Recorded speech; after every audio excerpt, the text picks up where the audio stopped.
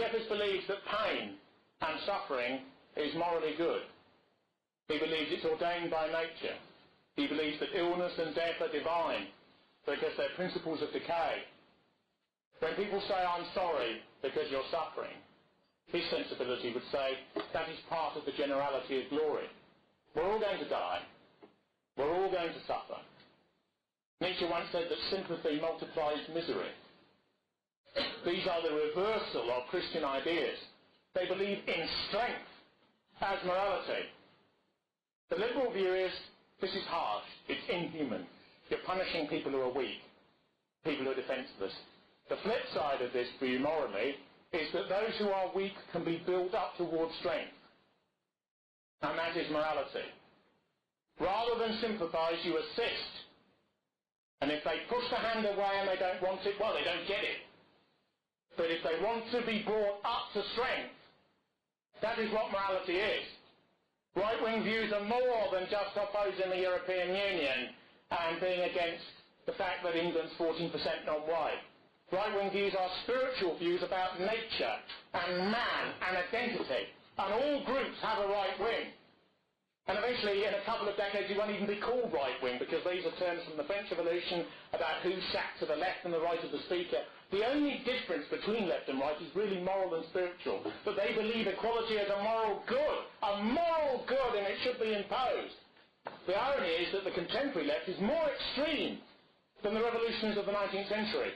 More extreme even than Lenin and Marx. They never denied biological inequality. They believed it should be completely socially re-engineered so as to minimise the cruelty and naturalness of its effects. The contemporary New Left denies that there's any biological inequality at all, which is a nonsense, an absolute nonsense. They talk of fairness. They talk of justice. Jeffers' response is to go round a nursery, to go round the cots of newborn infants. Some are born hale and hearty. Some, you know, are going to be spiritually strong, smoke 3 packs of Capstan full strength a day and die in their bed at 90.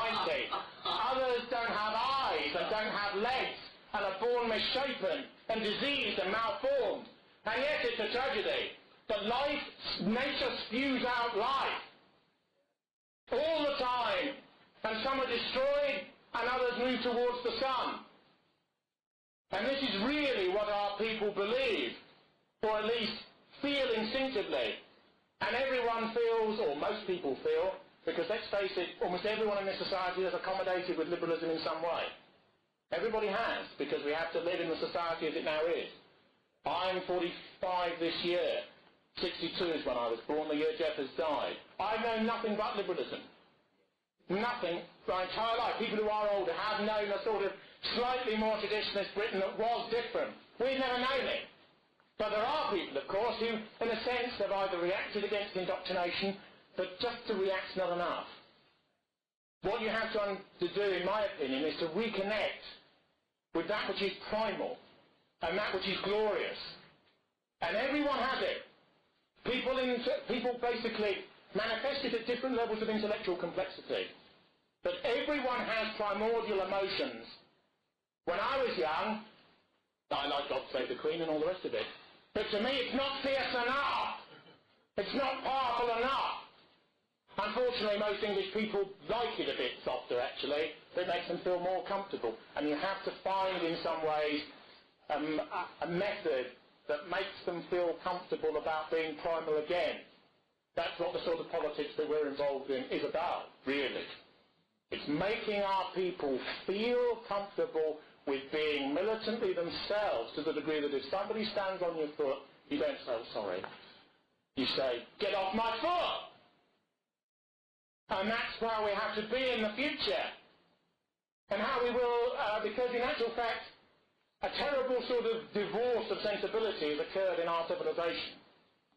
I once had a conversation about this with a printer called Tony Hancock.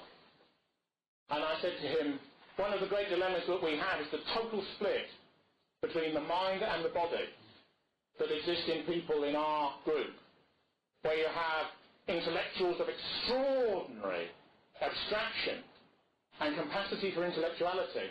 Someone like Samuel Beckett would be an example, who create culture totally for other intellectuals, totally introverted and turned on itself. very gifted, but completely desiccated and contrary to the instincts of life. And you have a mass of people for whom comprehensive education is to be a great glory. But 40% of them can't read, can't write, can't add up. And this was brought in by Labour politicians who prated for decades that they were doing it for working class people. They weren't doing any such thing. They have adopted methodologies whereby people can hardly have any knowledge of who they are by virtue of the education they've received. That's a far greater betrayal, quote unquote, than any snobbish Tory ever did to them. That's what they've done to our people.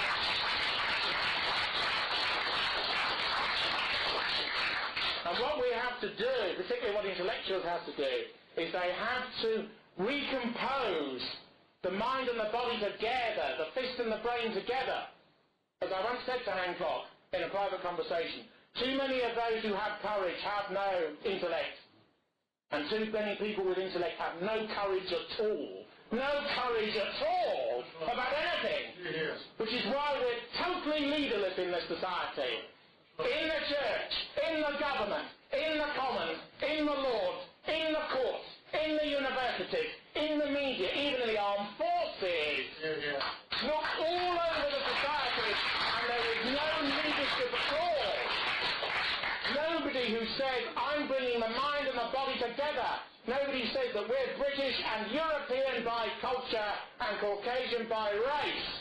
And this is our culture and our society. And our ancestors have created extraordinary things